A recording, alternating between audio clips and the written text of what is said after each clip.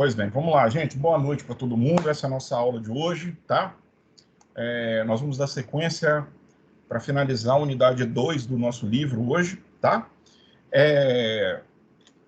Hoje nós vamos falar... Hoje não tem uma apresentação de PowerPoint, é mais no Word mesmo, mas é um esquema de resumo, né? Um resumo da unidade, né? Daquela forma que eu faço geralmente no quadro. Eu tentei um aplicativo aqui, não deu certo, mas vamos fazer esse esquema aí, tá bom? Vocês vão acompanhando e a gente vai conversando. No final, a gente vai fazer uma discussão sobre um caso clínico aqui. Aí a gente, todo mundo participa aí e se ajuda para poder entender já, começar a pensar como hidroterapia pode ajudar nessas condições. Levando em conta a aula passada, né, que a gente já falou algumas coisas de tratamento, falando da hidrocinésio, e o que vai ser falado hoje, tá bom? Então vamos lá. Esse capítulo ele vai trazer um apanhado aí de como a hidroterapia ela vai ajudar pessoas, né, com essas condições aí. O título é Crianças e Mulheres, mas eles também vão citar, como agora no início a gente vê, lesão medular e também grupos grandes, né, grandes grupos, né, de pessoas. Tá? Então eu vou começar pela lesão medular. A gente sabe que a medula, né, ela é um prolongamento aí do sistema nervoso central, por dentro da nossa coluna vertebral, né? E ela é responsável por todas as propagações de sinais nervosos que a gente precisa no nosso corpo, tá? Uma lesão medular, uma lesão na medula, vai comprometer de forma motor e sensorial qualquer estrutura, membro, tecido, que for, órgão inervado daquele nível da lesão para baixo, tá? Lembrando que lesão medular, né, ela pode ser completa ou incompleta, no caso de um traumatismo raquimedular, né, que é o TRM. Então, você pode ter lesões é uma lesão que pode gerar muita incapacidade. Tanto que aí, o primeiro tópico é isso, grave síndrome incapacitante, tá?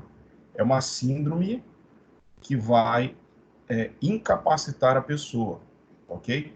E a gente sabe que com relação à lesão medular, quanto mais alta for a lesão medular, com relação à raiz nervosa ou vértebras, né? Nível vertebral, pior o prognóstico do paciente, né? Pior a chance dele apresentar melhoras ou retorno das funções, tá? Principalmente se a lesão for completa. Então, olha só, nós temos numa lesão medular alterações inúmeras, motoras, isso a gente sabe, sensoriais também, e aí já fica a dica, né? Estudem, revisem lá, quando a gente fala de lesões motoras, com relação à lesão medular, estudem os miótomos, revisem miótomos, né? Então, quais musculaturas, quais zonas ali, quais grupos musculares são inervados pelas raízes nervosas que saem a partir daquele nível, aquele nível medular, né? Sensoriais, aí a gente vai pensar nos dermátomos, né, que são aquelas faixas de sensibilidade que podem estar, né, diminuídas ou aumentadas ou até mesmo anestesiadas, né? Zero de reflexo, zero de sensibilidade. Temos alterações psicológicas também, porque a gente sabe que a pessoa que tem uma lesão medular e entra num quadro aí talvez de paraplegia ou até mesmo uma tetraplegia, ela vai ter o componente psicológico bem afetado com relação à realidade que ele enfrenta agora, tá? Síndromes neurovegetativas também podem, alterações neurovegetativas podem acontecer, tá? Esfincterianas vão acontecer, né? Se for uma lesão muito alta, a pessoa vai ter lá incontinência urinária, incontinência fecal, e isso, aí quando a gente vai para o psicológico e também para o social dela, isso vai afetar ela diretamente. Ela vai se tornar muito dependente, ela não vai conseguir estar junto das pessoas, né, em sociedade tão facilmente. Então, a lesão medular, por isso que ela é uma grave síndrome incapacitante, tá? Por conta de todas essas alterações e tantas outras que acontecem.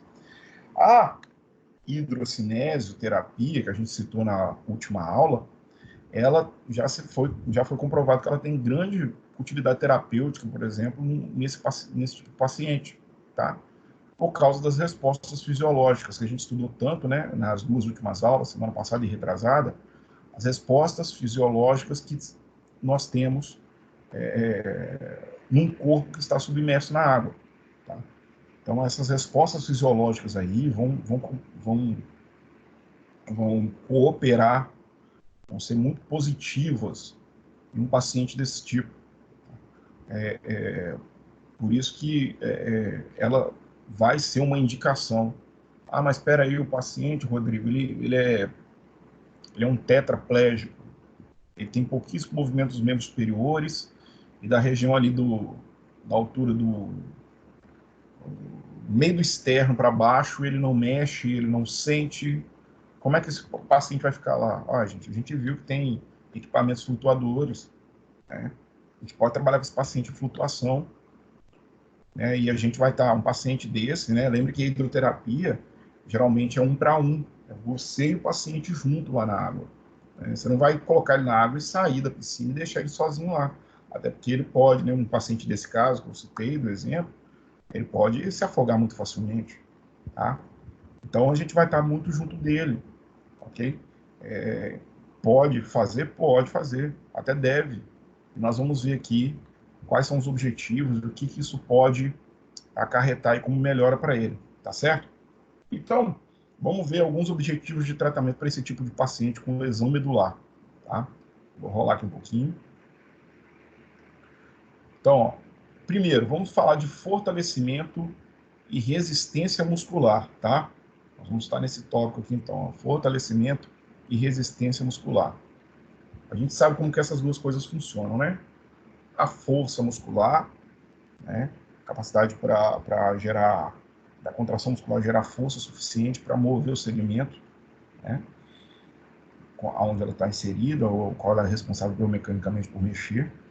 Aí a resistência seria o quanto esse músculo pode contrair antes de fadigar, né? Aí que vai estar a resistência. Então, se o músculo for treinado em contrações contínuas durante um certo tempo, ele vai gerar resistência, ele vai fadigar menos, ok? É um ponto importante.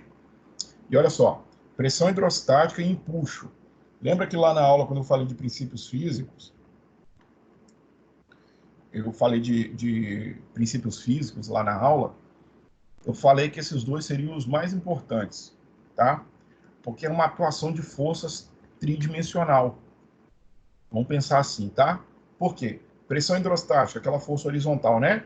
Nos vários níveis de profundidade. Quanto mais profundo for, maior essa pressão hidrostática vai atuar, tá? E ela atua horizontalmente. E aí a gente tem uma força que atua verticalmente, de baixo para cima, que é o empuxo. Então você tem forças atuando no corpo como um todo, tá? É como se fosse assim, gente. Vamos pensar. Eu dei aquele exemplo simples, né? Eu, pelo menos quando era criança, né? Você tinha uma bacia, uma piscina, você colocava lá, deixava ela encher até a borda. Você falava assim, nossa, vou encher até a borda, eu vou poder nadar na piscina cheiona. Aí quando você entrava na piscina ou na bacia, lá parte da água saía. Por quê? Física simples, dois corpos não ocupam o mesmo lugar no espaço, né? Então você entra e você ocupa o espaço daquele volume de água que foi jogado para fora, tá? Então vamos pensar, quando você entra na piscina lá, a gente sabe que, né, não necessariamente uma piscina muito grande não vai sair toda a água, né? Não sai água necessariamente, né? Porque a piscina sempre tem aquele espaço entre a borda e a superfície. Mas você entrou, então você está ocupando, quando você está lá dentro, você está ocupando o espaço da água, concordam? Então, e aí tem a terceira lei. Você exerce uma força para separar aquelas moléculas de água e a água como um todo ela vai exercer uma força contra o seu corpo, tá? Muito é um somatório dessa pressão hidrostática e do empuxo, ok? Então, a grosso modo, ao mesmo tempo que você está empurrando a água para poder estar lá dentro, a água também te empurra, tá? Ação e reação. Por isso que a gente tem essas duas forças atuando em forma conjunta no corpo inteiro, né? Na parte do corpo que está imersa, ok? Na parte do corpo que está imersa em água. isso vai gerar efeitos constantes ali. E aí, uma das coisas que vai ser feita com relação a essa questão aí de força e resistência muscular, primeiro, você diminui sobrecarga articular, né? Então, a sobrecarga de peso que as articulações, né, estão sustentando é diminuída, porque você tem afastamento das faces articulares. Aí você tem uma facilitação aí da ação dos músculos, NMI, tá, gente? São músculos, tá? Para quem não conhece aí a abreviação, tá? NMI minúsculo assim é músculos, tá? No plural. Facilita a ação dos músculos que não vencem a gravidade. Olha, então tem um paciente lesado medular, né? Ele ficou muito tempo imóvel, acamado, foi perdendo força muscular, e agora ele tem, onde a musculatura ficou preservada, ela está com força grau 2 ou 1. Então a força muscular não é suficiente para vencer a gravidade. Então aí agora eu coloco ele na água e ele consegue fazer aquele movimento que seria no plano, indo contra a gravidade, porque a flutuação, né, o empuxo, né, e a pressão hidrostática vão estar ajudando nessa questão, ok? Então vai ser importante por causa disso. Aí para o ganho de força muscular, nós falamos, a gente pode usar trocentos mecanismos, tá? Várias opções. Por exemplo, flutuador. Eu posso usar flutuador para ganhar força muscular? Posso, né? Exercício simples lá. O exercício simples que a gente exemplifica muito na água, né? Você pega uma bola, tá com a bola na mão aqui, aí você vai imergir a bola, faz ela mergulhar dentro da água. Você está indo contra a força de flutuação, certo? O impulso que vem de baixo para cima. Você não tem que fazer força, então, para vencer aquele impulso? Força muscular, tá? Mas o que? Resistência da água. A água não é mais resistente? A água não tem uma resistência maior? Para eu me mover dentro da água, eu não tenho que fazer mais força? Então, eu estou trabalhando lá com um paciente, sei lá, né, fazer abdução e adução horizontal aqui, ó. Abrir e fechar o braço. Eu não vou ter que vencer a resistência dessa água para fazer esse arco de movimento? Beleza. Então, já é outro jeito de trabalhar a força muscular, tá? Eu posso utilizar a resistência manual, eu colocar resistência para o paciente? Posso. Posso colocar minha mão lá e gerar resistência para que ele faça o movimento com um pouco mais de carga. Posso usar turbulência, um fluxo de água contrário ao movimento dele, né, somado à resistência da água, vai aumentar a resistência ali? Vai. Ele vai ter que fazer mais força para vencer a turbulência. Aumentar a velocidade do movimento. Eu posso ganhar força através, não é só vencendo a resistência da água com um movimento mais lento, mas eu posso também aumentar a velocidade desse movimento. Para aumentar a velocidade do movimento dentro da água, eu tenho que fazer mais força muscular, logo eu trabalho força muscular, tá? Então, são aí formas que a gente viu até na aula passada de como ganhar força muscular. E a resistência muscular? Simples, eu vou aumentar o número de repetições. Então, eu vou manter a carga. Isso aqui é importante, tá, gente? Ó, isso aqui é importante. Quando eu quero trabalhar resistência muscular, o princípio é aumentar o número de repetições, mantendo a mesma carga. Vamos exemplificar. Você quer trabalhar a resistência muscular do bíceps braquial, certo? Você está fazendo flexão de cotovelo. Aí você está fazendo a flexão de cotovelo lá com 5 quilos, ok? É o que você consegue fazer. Você quer aumentar a resistência desse músculo? Você parou de fazer 3 séries de 5, você começa a fazer 3 séries de 10, 3 séries de 15. Você vai aumentando o número de repetições, mantendo a carga de 5 quilos. Agora eu quero ganhar força muscular. O que eu faço? Eu posso manter o número de repetições e aumentar a carga. Então, se eu fazia 3 vezes, né? De 5 repetições com 5 quilos, agora eu faço 3 vezes com 5 repetições com 10 quilos. Então, aumentei a carga e mantive o número de repetições. Aí eu trabalho força muscular, tá? Agora, se eu quero ganhar resistência muscular, eu mantenho a carga e aumento o número de repetições, tá? E aí nós temos que observar a questão da fadiga muscular, tá, pessoal? Vamos lá, nós estamos falando de pacientes, falamos de um lesado medular, que talvez vai estar com um grau de força 2 aqui, ó, que nem vencia a gravidade. Então, você concorda que o número de repetições que ele vai fazer vai ser menor até que eu consiga progredir isso? Eu vou ter que fazer um número de repetições menor com ele, porque provavelmente o músculo vai entrar em fadiga rápido ali. Eu vou ter que saber dosar isso e não fadigar a musculatura do paciente, ok?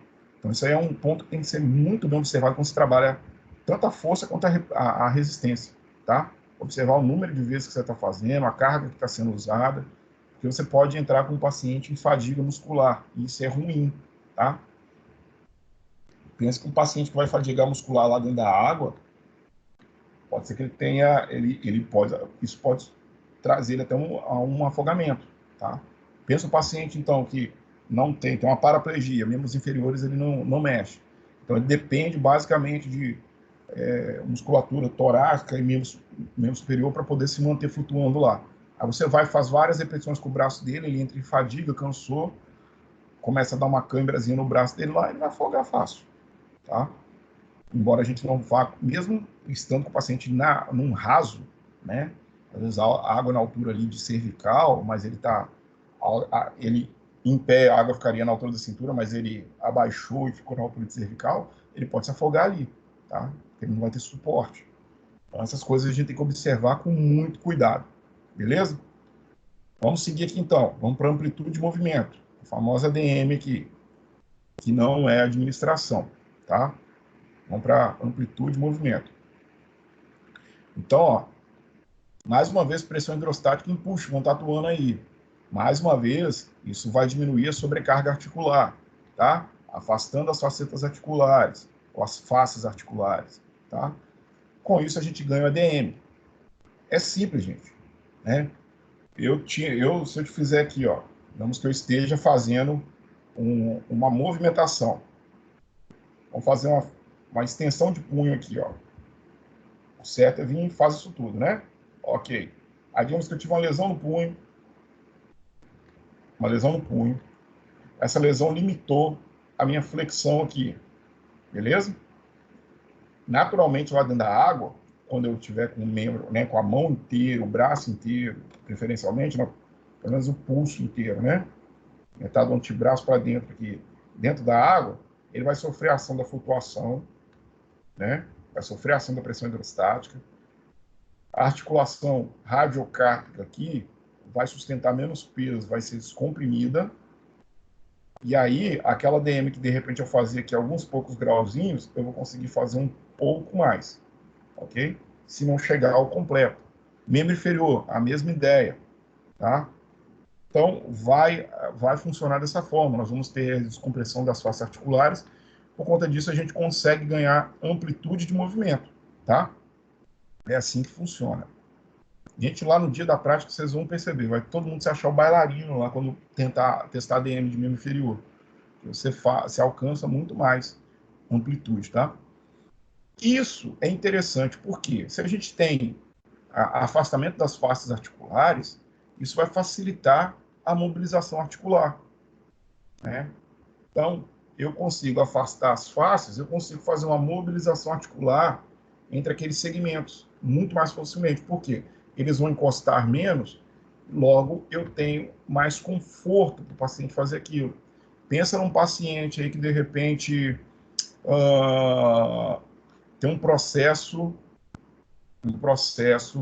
de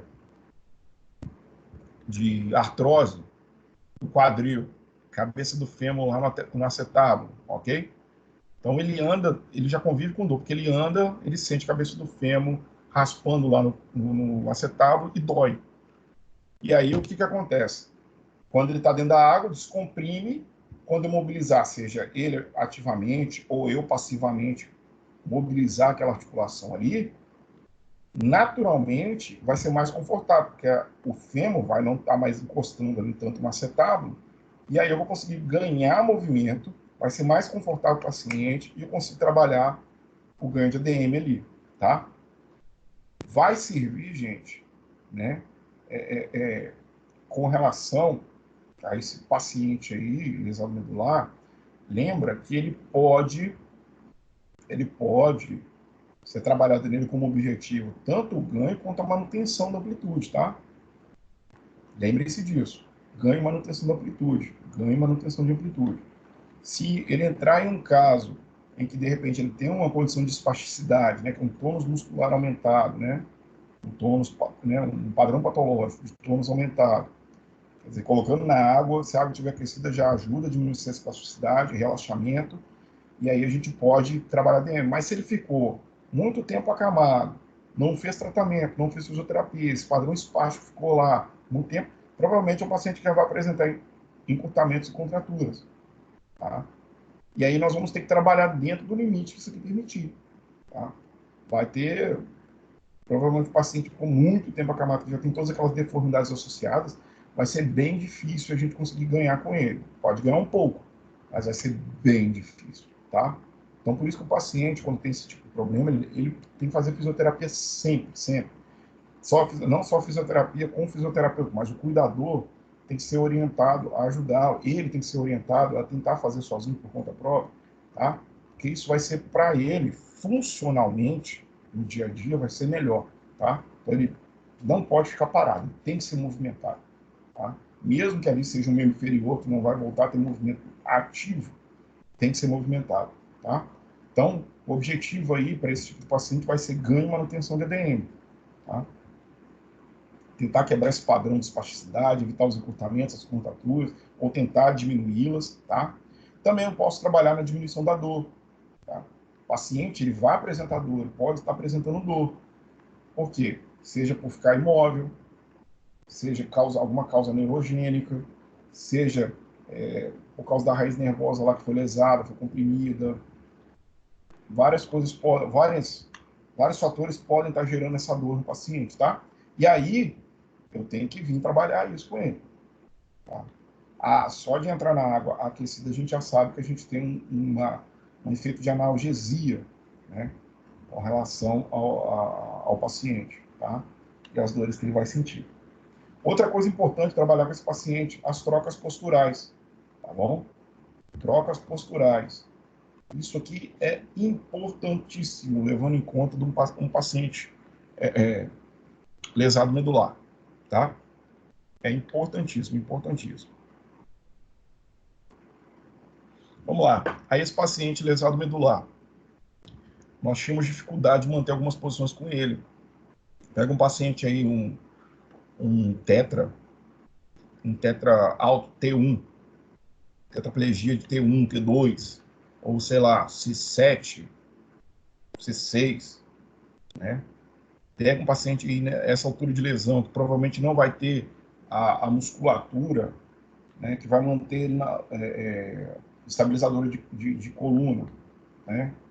Ali vai faltar transverso do abdômen, vai faltar todos os abdômenes, os abdominais, né? Ele não vai ter essa musculatura. E aí como é que vai fazer com ele, para ele ficar na postura sentado? Só com apoio. E se ele precisar alcançar algum objeto, ele vai cair. Ele não vai ter equilíbrio suficiente, tá? Aí o cara não consegue ficar nessa posição sentado, né? Ele de repente consegue se manter deitado, ele consegue fazer um rolamento para mudar de posição, mas ele não consegue se manter sentado sem apoio. Aí lá dentro da água ele consegue fazer a posição de sentado, ele consegue fazer a posição ajoelhado, semi-ajoelhado e ficar de pé dentro da água, com os apoios, o que for. Então, é importantíssimo, primeiro, para ele vivenciar essas posições. No psicológico, no moral dele, isso vai influenciar muito positivamente para a melhora da sua qualidade de vida, do seu tratamento, tá? Isso aí, então todas essas posições vão ser facilitadas pelo uso da água, ok, gente? É um ambiente, né? Isso aí vai aumentar a segurança dele, a estabilidade postural, tá? Lembrando daquele paciente, pega um paciente lesado medular mais baixo, que consegue ali ficar de pé com apoio de bengala, de muleta, de andador, de órteses posicionais, mas tem um risco iminente de queda. E lá na água ele consegue não usar necessariamente esses apoios e consegue fazer a postura de pé, né? E ele consegue trabalhar essas reações, ok? Então, isso para ele é interessante. Tá? Ele vai ter mais estabilidade postural.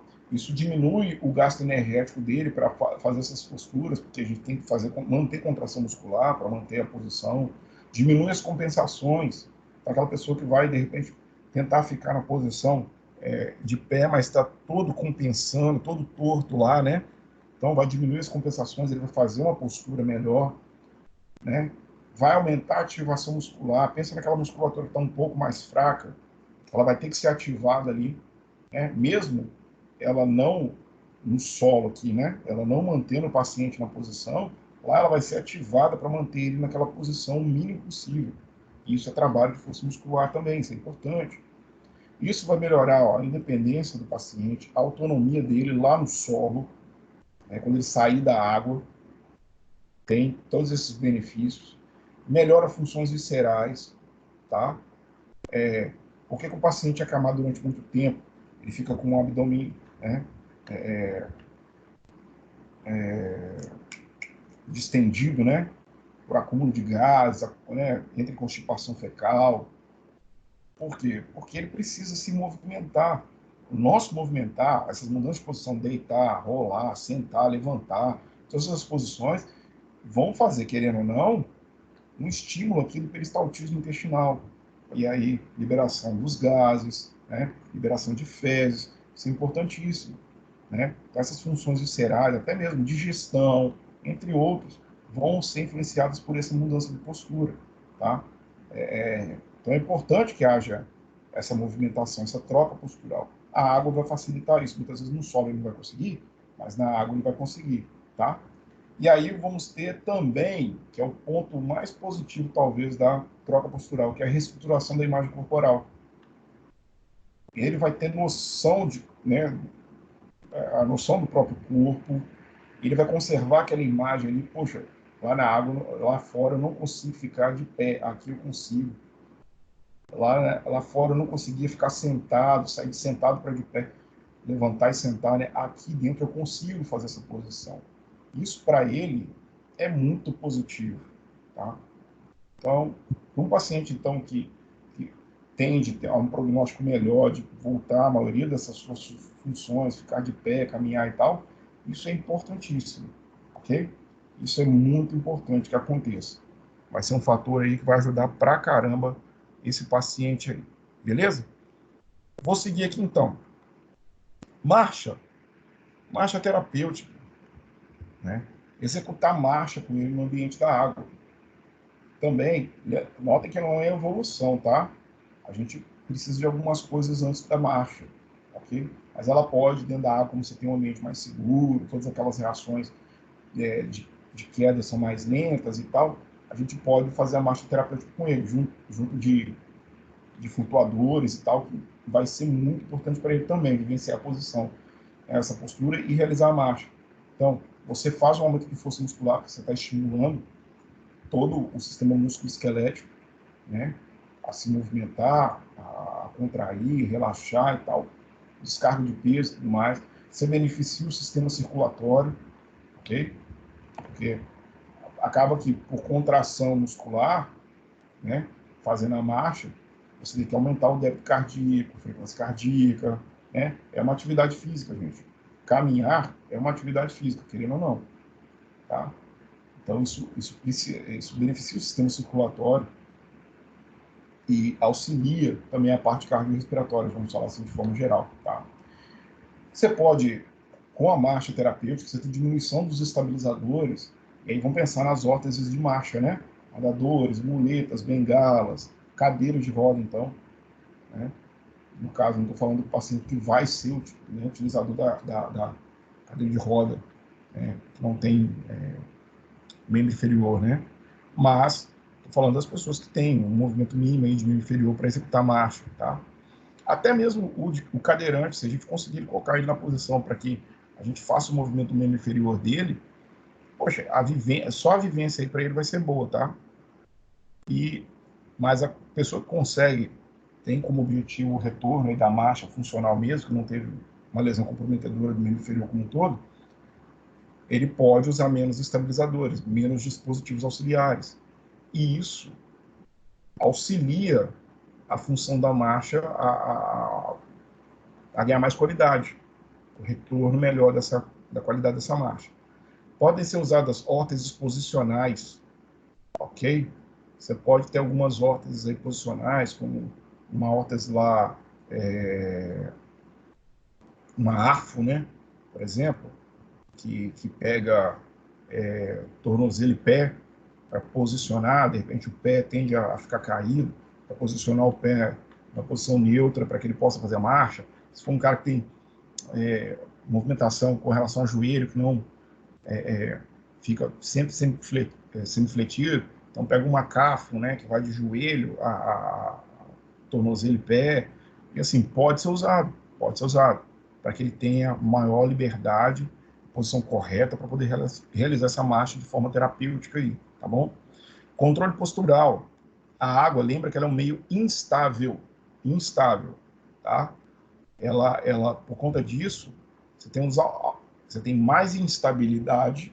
Se você tem mais instabilidade, isso estimula equilíbrio, propriocepção, né? Tempos de reação de proteção e correção, tá? Reação de proteção de queda, reação de correção postural, tá?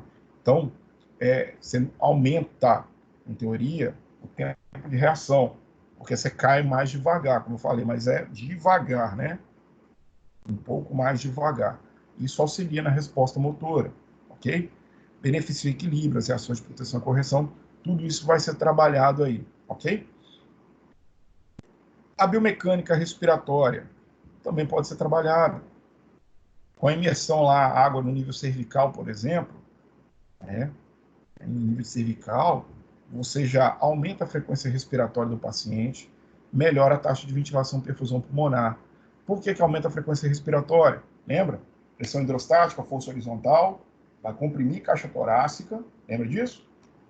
Comprime caixa torácica, e aí comprimindo caixa torácica, tem que ser feito mais força pela musculatura inspiratória para vencer essa resistência, tá?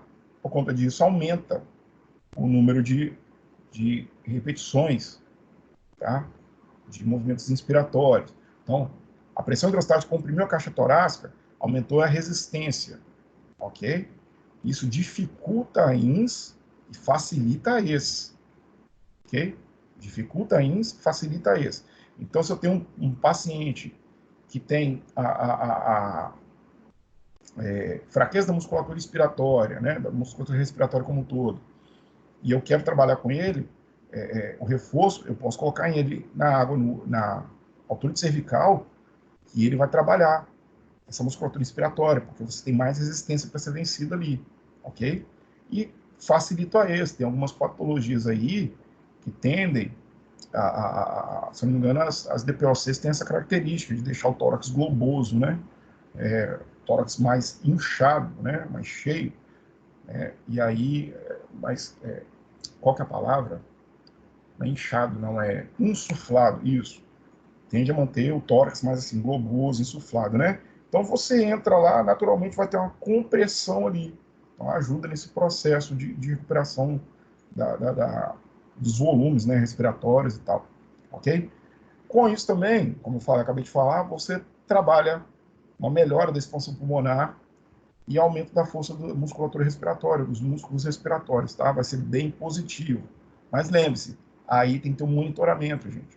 O paciente pode entrar também em fadiga muscular dessa musculatura inspiratória, dessa musculatura respiratória. Então tem que observar sinais lá, como é que está a frequência cardíaca, a frequência respiratória dele, se ele está ficando cianótico, se ele está entrando em hiperventilação ou hipoventilação, né? Em dispneia. Eu vou ter que estar monitorando isso muito bem, tá? Mas vai ajudar, beleza? Vamos falar aqui da circulação periférica. Nós temos essa lesão medular, ela vai gerar alterações vasomotoras, tá? Naturalmente, né? Seja por as alterações naturalmente, né? Desculpa, a lesão medular, nós vamos ter mudanças, alterações por conta do sistema da circulação periférica, por conta de vários fatores. As próprias alterações vasomotoras que acontecem naturalmente, né? Porque, pensa, você é uma pessoa que vai ficar na cadeira de rodas. Então, ela está sempre na posição cadeira de rodas e deitado. Ou uma pessoa que vai ficar acamada, sempre na posição ali horizontal, né? Às vezes um pouco inclinada ali com a cabeceira e tal, mas vai haver uma alteração, né? Vasomotor com relação ao posicionamento. Tá? Repouso prolongado, imobilidade. Ah, pode acontecer uma vasoplegia, né? Os vasos não funcionam mais da mesma forma, não tem mais aquela efetividade, né, de funcionamento, talvez por uma plegia e uma paralisia também deles, né, uma perda de função, e aí pode gerar um processo de aumento da coagulação, hipercoagulabilidade. Tá? Então, essas questões aí podem acontecer? Podem. Que riscos que eles podem trazer? Trombose venosa profunda, pode ter um aumento aí desse risco, trombose venosa profunda, de úlceras de estase venosa, tá bom? O sangue pode ficar um pouco mais parado, né? Não perfundir muito bem lá perifericamente, isso gera ulcerações, tá? Edemas de membro inferior podem acontecer também, beleza? E aí, o que que acontece? Com a imersão, você diminui esses riscos. Por quê? Naturalmente, se você fizer a imersão do paciente na posição horizontal, você tem pressão, lembra da pressão hidrostática que vai comprimir partes moles, você tem lá um retorno lá daquele volume gigantesco de líquidos, né, das regiões inferiores para a região central. Então, favorece o retorno venoso, a diminuição dos edemas, né? E aí você diminui os riscos para esse tipo de coisa, tá? Então, para um paciente desse aí, seria importante também ele fazer a imersão na posição, que está sempre na horizontal, né? Dependendo do nível de lesão dele, mas na posição vertical, para ajudar nessas questões, ok? E aí, nós vamos ter algumas precauções nos pacientes desses. Exemplo, paciente com incontinência urinária e fecal. É importante, antes dele entrar na água, fazer esvaziamento vesical, esvaziamento fecal, né? Fazer as massagens lá para poder, né, evacuar, para poder urinar, ok? Outro cuidado, tem uma fralda que é impermeável, pode ser usada para ele entrar, ok? Isso aí é um cuidado que pode ter, porque a gente falou, gente, se xixi ou fezes entrar em contato com a água está contaminada, mas ninguém pode entrar naquela água, tá? E aí, não é, por exemplo, vamos falar assim, caiu um mosquitinho lá dentro da água, uns besourinhos lá, você passa a redinha e tá limpo. Não, nós estamos falando de secreção do corpo humano, né? Então, se você tiver infecções, então a gente tem que tirar aquilo dali. A água toda tem que ser trocada e tratada. Né? Tem que ser tirada e colocada outra, limpa a piscina. Então, pode gerar complicações no tratamento, tá? Então, um cuidado que tem que se ter aí é isso, esvaziar e depois, ainda se preciso, colocar a fralda, né, impermeável para ele poder estar. Da mesma forma, paciente que tiver uma lesão muito alta e é tracostomizado, tá? E aí fazer uma proteção com curativo impermeável aqui, né? Fazer essa proteção, ok? O paciente desse sempre tem que estar, né, com essa região acima do nível da água, não pode deixar chegar, entrar água dentro da tráqueo, tá? Que pensa, água, claro, afogamento, isso é uma verdade, pode acontecer. Uma água que por acaso já tiver ali um pouquinho mais suja, tiver bactéria, alguma coisa assim, entrou lá em contato, pode trazer infecções ao paciente. Então, essas questões devem ser observadas e o cuidado deve ser tido com esse tipo de paciente, tá? Se apresentar uma traqueostomia. Belezinha? Então, essa aqui foi a parte falando do paciente lesado medular, tá bom? Vou dar sequência aqui, então. Nós temos agora o livro, ele cita sobre a pediatria, tratamento para criança, certo? Então, vamos lá. Para a gente entender bem, gente, qualquer tratamento para criança, seja a pediatria fisioterapia pediátrica mesmo, tá? Você tem que traçar os objetivos de tratamento, os objetivos terapêuticos, ok? Tem que ter objetivo, tem que ter um porquê daquela atividade, mas ela tem que ter um caráter recreacional, tá? Tem que ter recreacional para não ficar monótono, para não ficar entediante a atividade. Senão você não consegue ganhar a criança. Então, é uma brincadeira com objetivo. Ou um método de tratamento que parece uma brincadeira, que parece um desafio, tá? Que aí você consegue conquistar a criança, a confiança dela, e ela vai participar melhor com você, ok? Para a criança tem que ter um cuidado extra por conta de afogamento, as infecções de ouvido que comumente acontecem, né? Que entra água no ouvido e tal. Se a atividade for entediante, como eu falei, não pode acontecer, porque você perde a atenção dela. Tá? Deve ter um cuidado extra. Você pode ter crianças aí, por exemplo, com uma paralisia cerebral, síndrome de Down, ou uma criança mais novinha, de meses, né? nem anos e tal. Então, ela vai estar intimamente dependente de você para estar ali na água, para flutuar. Se vocês olharem o livro didático tem até imagenzinhas lá de como posicionar a criança, tem uns esquemas de desenho lá para mostrar como fazer. Tá? Então, é muito importante esse contato aí. O ambiente aquático para criança já foi comprovado que quanto mais cedo, quanto mais precoce ela for estimulada no ambiente aquático, melhor, melhor para ela, tá? Se for uma criança que apresenta então disfunções, que apresente alguma patologia associada, é importantíssimo que ela esteja dentro da água, tá? É um ambiente de estímulo muito grande para ela, tá bom? Então isso já foi comprovado, tá? Porque também vai facilitar a movimentação da criança, tá? Vai facilitar. Né? Pensa na criança especial aí. Ela ganha bastante independência, porque tinha movimentos, posturas, posições que ela não faz fora da água e dentro da água ela consegue fazer, né? De repente, lá dentro da água com os flutuadores e tal, se for uma criança um pouquinho mais ativa, mais funciona, já tem algumas funções e tal, ela consegue, né, se movimentar, nadar para um lado, nadar para o outro, entrar numa brincadeira mesmo, propriamente dita, e lá fora da água ela não consegue. Então, isso para ela vai ser excelente, tá? É necessário estimular bastante o movimento ativo dessa criança, tá? O que ela puder fazer ativamente, por conta própria, ativando musculatura e tal, deixar ela fazer, mas ser sempre do lado ali, tentando fazer, né, fazendo a segurança, os cuidados dela. Outra coisa que é importantíssimo acontecer, tem que ser construído muito bem esse relacionamento criança-fisioterapeuta aí, porque isso traz confiança e segurança. Tem que ter confiança e segurança em você, tá? Porque senão ela não se adapta à terapia, ela não se adapta à água, não se adapta a nada. Então ela vai ganhando aos poucos. Aí pode ter o acompanhamento do pai no início, do pai e da mãe ali dentro da água junto, tá? Mas desde que, preferencialmente, você fique com ela e a mãe e o pai próximo só para ajudar a estimular, para ajudar a gerar uma segurança, um conforto para ela ali, até que comece uma fase de desligamento, né? Tem que haver muita criatividade nas atividades. Então, por isso que tem que parecer brincadeira, tem que parecer desafio, você tem que ser criativo para chamar a atenção dela. Comando de voz é importantíssimo, tá? Você tem que dar um comando preciso, muitas vezes simples para ela entender, ok? E não pode ser negativo, né? Ah, não, não vai dar certo. Não, vamos lá, vamos, continua, vamos lá, vamos fazer de novo e tal.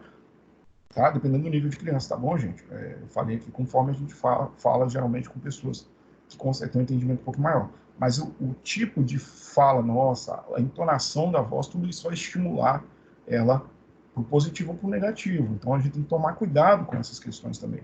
Tá? E o acompanhamento dos pais, eu falei que é importantíssimo que aconteça, né? Talvez no início, para a criança ficar um pouco mais à vontade, mas aos poucos a gente desprendendo e ela ficar, né, você ter a, a facilidade de ter ela com você e seus pais, né? Beleza?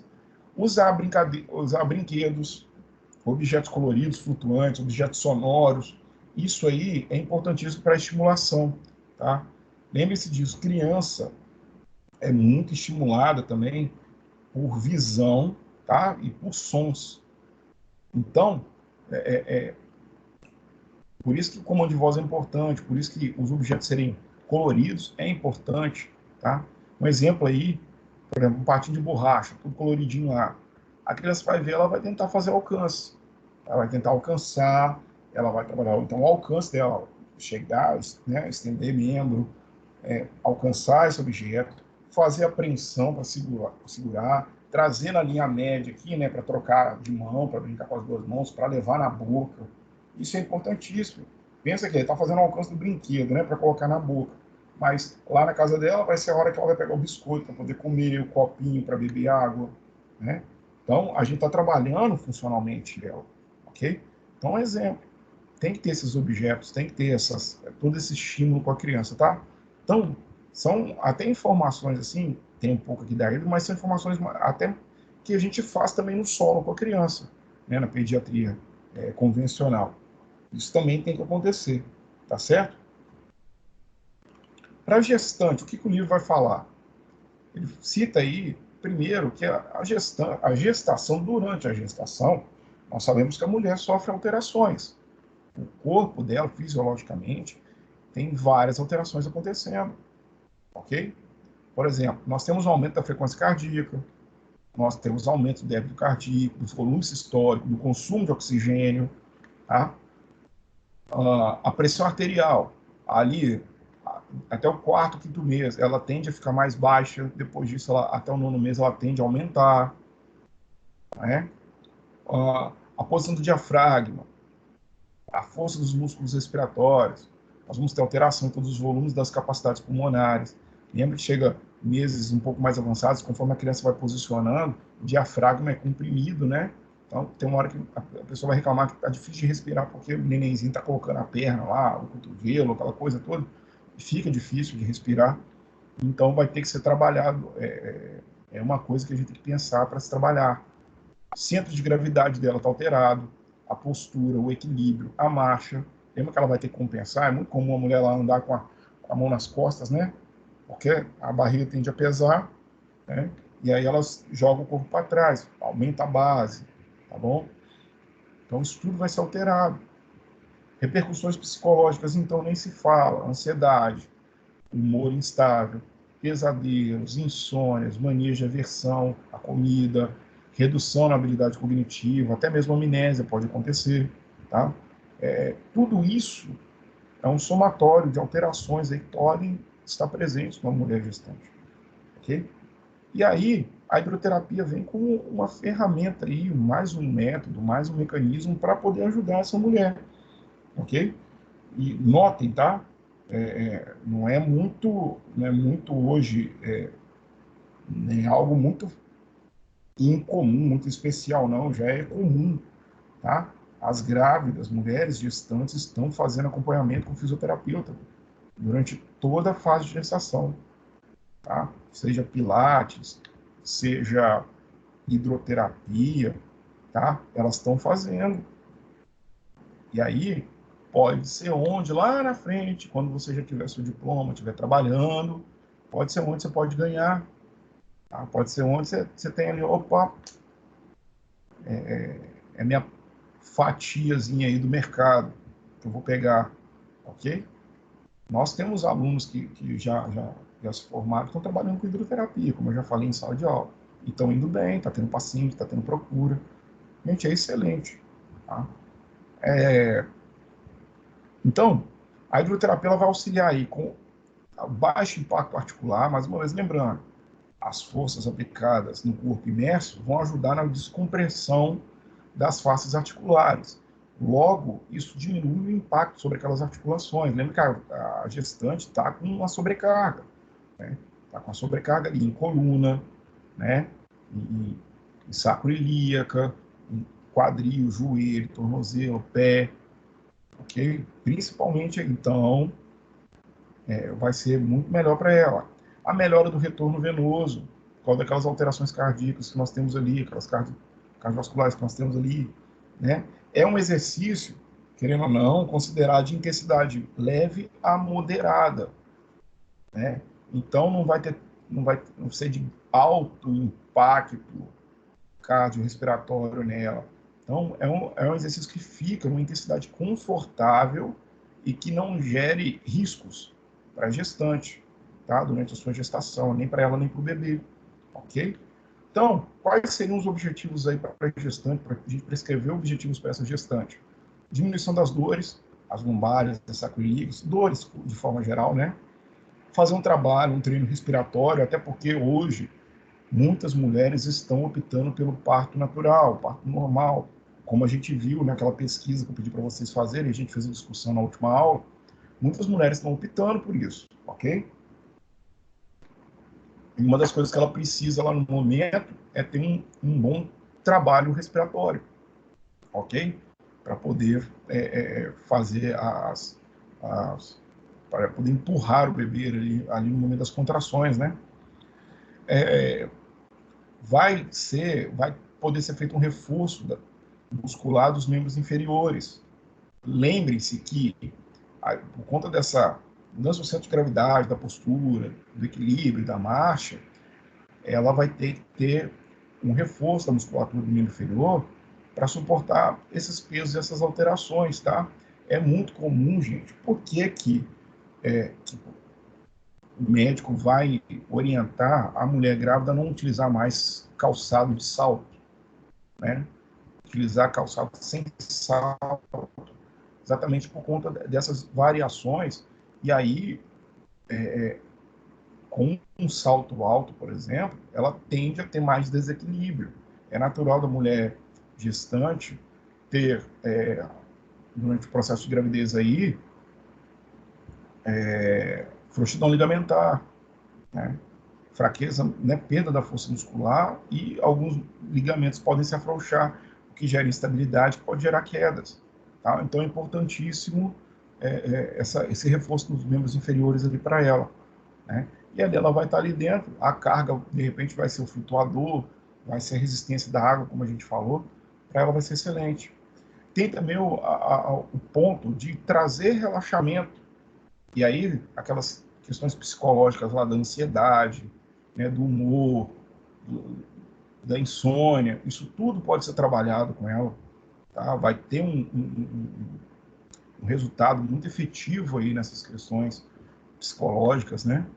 Melhorar a qualidade do sono, do bem-estar dela de forma geral, ok? Então, é uma ferramenta para ser usada com gestante, ok? Claro, uma avaliação feita corretamente, né?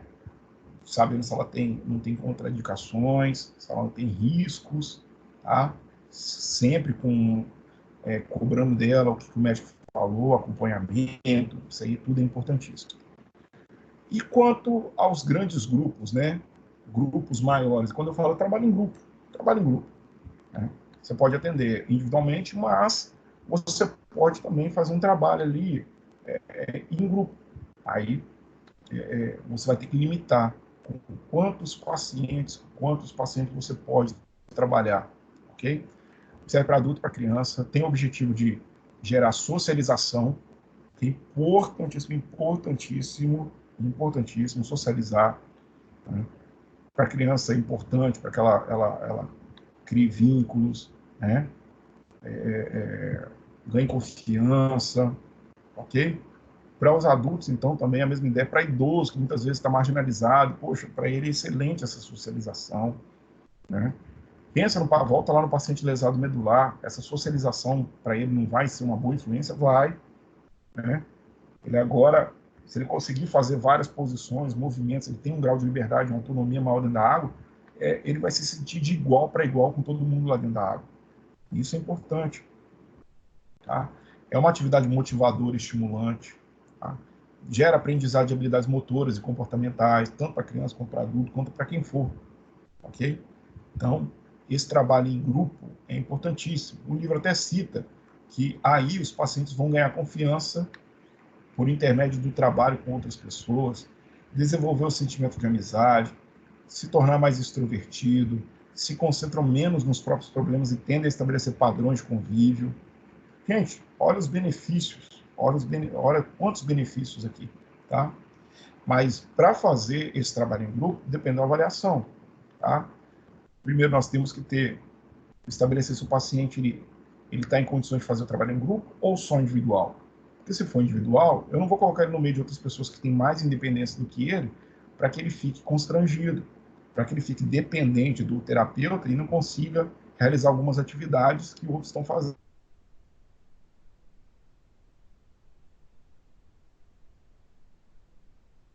o trabalho sozinho ou em grupo, tá?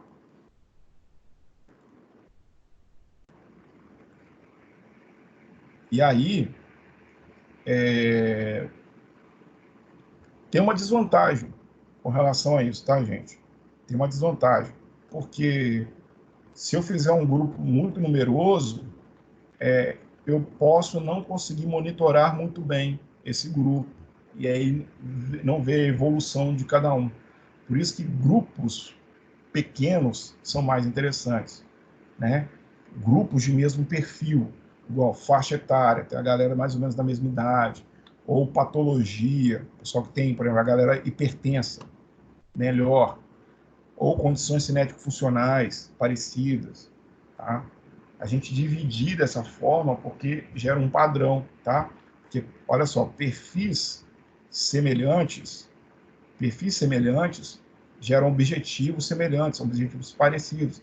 Logo, você vai ter mais facilidade para escrever atividades para esses pacientes, tá? Então, vão ser objetivos parecidos, atividades que abrangem os mesmos objetivos daqueles pacientes ali, tá? E aí as atividades sempre estar relacionadas ao elemento recreacional. Sempre tem que ter ali o lúdico, né? O parecer a brincadeira, para envolver todo mundo, tá? E aí, olha só, com o trabalho em grupo, a pessoa vai estar na água, ela já tem a facilidade da movimentação, isso se soma à diminuição do peso corporal dela, o peso aparente que a gente falou, com relação à densidade, flutuação, aquelas coisas todas. Você tem diminuição de dor, você tem um relaxamento, isso tudo somado, né, sendo feita a avaliação, aí você tem os benefícios psicológicos e físicos, gera prazer, gera diversão, gera socialização, né? Todas essas questões que vão ser muito bem trabalhadas com o paciente, tá? Então, é isso que o capítulo da aula de hoje fala, tá bom? Eu vou mostrar o caso clínico aqui, e aí a gente vai trabalhar logo em sequência, só para que quem por acaso não participou da aula possa ver o caso clínico, tá bom? Então, o caso clínico vai ser esse daqui. CPA, sexo feminino, 1 ano e 3 meses, portadora de síndrome de Down. Já realiza fisioterapia em solo e vai iniciar agora a fisioterapia na água. Quadro geral dela, hipotonia muscular, déficit da coordenação motora, fez cirurgia cardíaca devido a malformação congênita do coração, tem controle de tronco em sedestação em posição sentada, ok? E não consegue permanecer de pé, mesmo com apoio. Quais os benefícios que a hidroterapia pode trazer para o paciente? Então, esse aqui vai ser o caso clínico que a gente vai trabalhar agora. Então, essa gravação para por aqui. Próxima aula, nova gravaçãozinha, ok?